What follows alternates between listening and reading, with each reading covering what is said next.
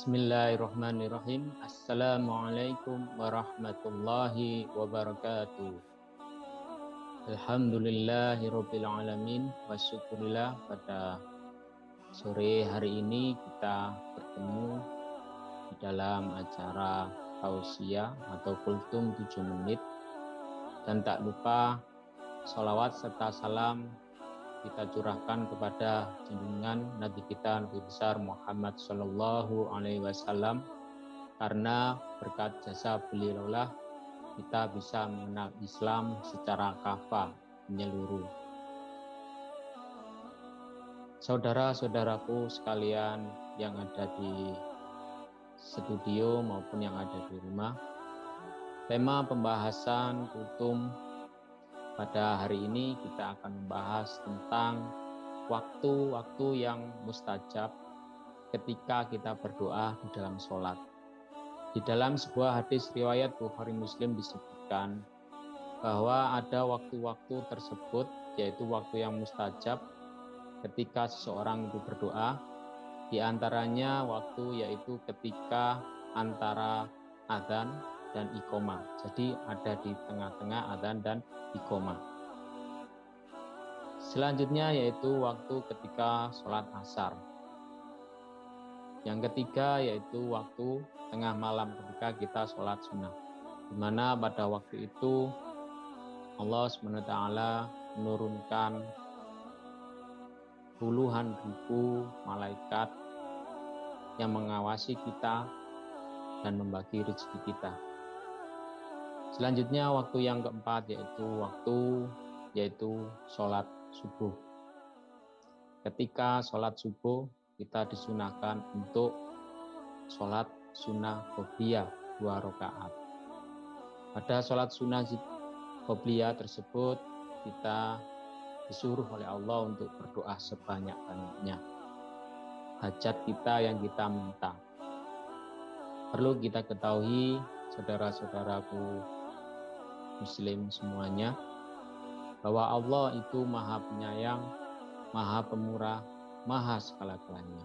Arti kata dari maha artinya yaitu tak terbatas. Tak terbatas oleh ruang dan waktu. Sebesar apapun hajat kita, jika Allah mengabulkan pasti akan terjadi.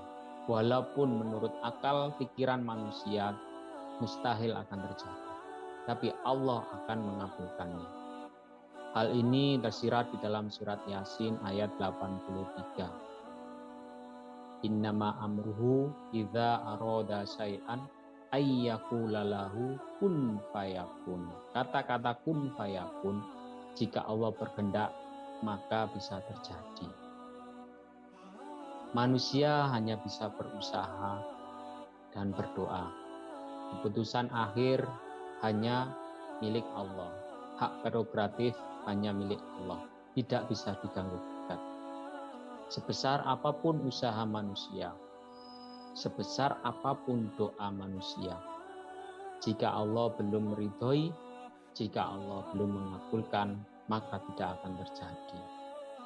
Semua ketentuan yang ada di dunia ini, baik itu takdir manusia, takdir makhluk hidup yang lain, itu sudah ditentukan oleh Allah. Perlu kita ketahui bahwa takdir di sini itu dibagi menjadi 2, yaitu takdir mu'alaq dan takdir mubrom. Takdir mu'alaq yaitu takdir yang tidak bisa dirubah. Contohnya apa? Contohnya yaitu kelahiran. Yang kedua kematian, dan yang ketiga adalah jodoh. Sedangkan takdir mubrom adalah takdir yang bisa dirubah. Misalnya apa? Misalnya takdir tentang nasib. Jika kita ingin sukses, maka kita harus berusaha, bekerja dengan giat, berdoa, ikhtiar, hasilnya pasrahkan kepada Allah Subhanahu wa Ta'ala.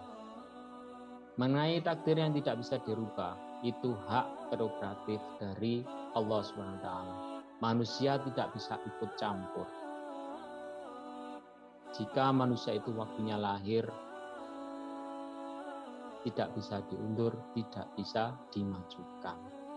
Jika manusia itu waktunya wafat, meninggal, maka juga tidak bisa dimajukan maupun diundur. Sama dengan halnya jodoh. Jodoh juga rahasia Allah. Sebesar apapun kita yakin dengan pasangan kita, tapi kalau Allah tidak menghendaki, maka tidak akan jadi pasangan kita di pelaminan nanti. Saudara-saudara Muslim, perlu kita ingat bahwa kita hidup di dunia ini karena ridhonya Allah SWT. Allah menciptakan anggota tubuh kita ini untuk beribadah. Semuanya beribadah. Mulai dari mata, telinga, hidung, mulut, tangan, kaki, jari-jari. Semua digunakan untuk beribadah. Meminta ampun kepada Allah. Hai saudara-saudara Muslim sekalian, perbanyaklah istighfar di dalam kehidupan kita. Setiap hari, setiap detik selalu beristighfar. Menandakan bahwa manusia itu memohon ampun, mengakui segala dosa-dosanya di hadapan Allah. Menandakan bahwa manusia itu gentle. Karena apa? Di dalam hadis riwayat Bukhari Muslim juga disebutkan, al-insanu mahalul khoto' wan nisan. Al-insanu, manusia, mahalul khoto', tempatnya salah. Khoto' itu salah, wan nisyan, dan lupa. Maka manusia itu tak luput dari salah dan lupa. Hampir tiap hari kita membuat dosa kepada Allah, melanggar perintah Allah, baik disengaja maupun tidak sengaja. Sebesar apapun dosa kita, sebesar apapun perbuatan kita, kejelekan kita, tapi kalau kita memohon ampunan kepada Allah melalui doa dan waktu yang mustajab, maka semua doa itu akan dikabulkan lewat taubatan nasuha. Apa sih artinya taubatan nasuha? Taubatan nasuha itu adalah taubat yang sungguh-sungguh di dalam hati. Jadi tidak hanya melalui lisan saja, tapi meresap dalam hati dan tidak akan mengulangi perbuatan yang kedua kali. Saudara-saudaraku sekalian, sama Muslim, perlu kita ketahui bahwa Allah memberi kita sumpah. Sumpah apa? Sumpah kepada Allah, sumpah kepada Nabi Muhammad SAW. Melalui apa? Melalui syahadat. Dimanapun kita beribadah pasti ada kalimat syahadat. Di dalam sholat pun, ketika duduk tasahud awal maupun tasahud akhir, kita dituntut untuk membaca sumpah kepada Allah. Hampir tiap sholat kita disuruh membaca sumpah kepada Allah. Asyhadu an la ilaha illallah wa asyhadu anna Muhammadar Rasulullah. Saya bersaksi bahwa tiada Tuhan selain Allah, dan saya bersaksi bahwa Nabi Muhammad Shallallahu Alaihi Wasallam adalah utusan Allah. Itulah sumpah yang ada di dalam sholat. Berjanji kepada Allah bahwa Allah itu satu, ahad. Hal ini juga tersirat di dalam surat Al-Ikhlas. Bismillahirrahmanirrahim. Kul huwallahu ahad. Kata-kata kul ini adalah kalau dalam bahasa Arab disebut dengan fi'il amr. Kul, katakanlah. Huwallahu ahad. Huwa ini menuju kepada Nabi Muhammad SAW.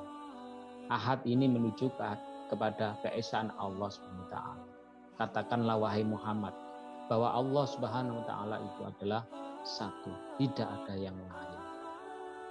Ketika kita berdoa, bermunajat kepada Allah, jangan lupa kita selalu membaca sholawat. Karena apa?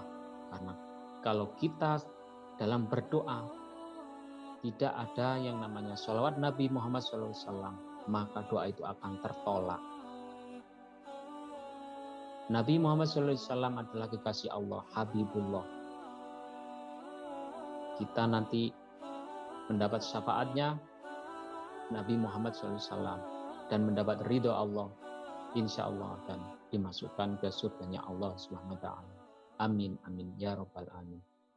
Saudara-saudaraku sekalian, sesama Muslim, Berdoa tidak hanya berdoa saja, tapi berdoa kita harus tahu artinya, maknanya, tujuan kita berdoa itu untuk apa.